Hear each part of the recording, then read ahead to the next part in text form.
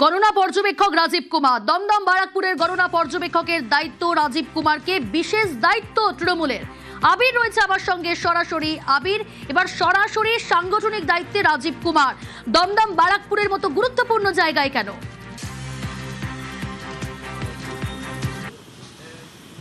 প্রথমত হচ্ছে এবার তৃণমূল কংগ্রেস গণনার জন্য বেশ কতকগুলি জায়গাকে তারা নির্বাচিত করেছে, যেখানে একাধিক গুরুত্বপূর্ণ নেতাদের পাঠানো হচ্ছে এবং তারা ওই এলাকা সম্পর্কে ভীষণ রকমভাবে অবহিত এবং রাজনৈতিকভাবেও তারা সেই জায়গাকে অত্যন্ত ভালোভাবে চেনেন, এমন ব্যক্তিদেরকে বাছাই করে দেওয়া হয়েছে। উত্তর 24 পরগনা তৃণমূল কংগ্রেসের দমদম ব্যারাকপুর অত্যন্ত গুরুত্বপূর্ণ একটি সাংগঠনিক জেলা।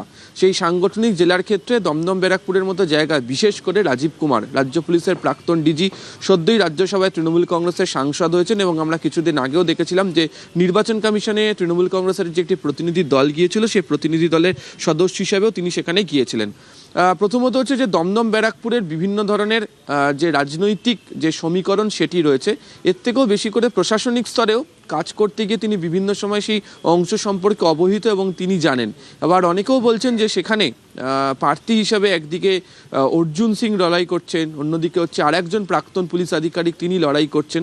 ফলে সেই জায়গাতে তৃণমূল কংগ্রেস আজকে নির্বাচনী গণনা কেন্দ্রিক বৈঠকের ক্ষেত্রে যে বিষয়গুলোকে মাথায় রেখে বিরোধীদের ওপর কার্যত রাজনৈতিক চাপ তৈরি করার কৌশল নিতে চায়, সেখানে রাজীব কুমারের উপস্থিতি অত্যন্ত গুরুত্বপূর্ণ হতে পারে। সেই কারণেই দমদম ব্যারাকপুরের মতো যে জায়গা, যেখানে 2021-এ তৃণমূল কংগ্রেসের ফল ভালো হয়েছিল, সেই জায়গাতে বাছাই করে গণনার দিন পর্যবেক্ষক হিসাবে রাজীব কুমারকে পাঠিয়ে কৌশলগতভাবে চাপে রাখার সিদ্ধান্ত নিয়েছে তৃণমূল কংগ্রেস। বেশ।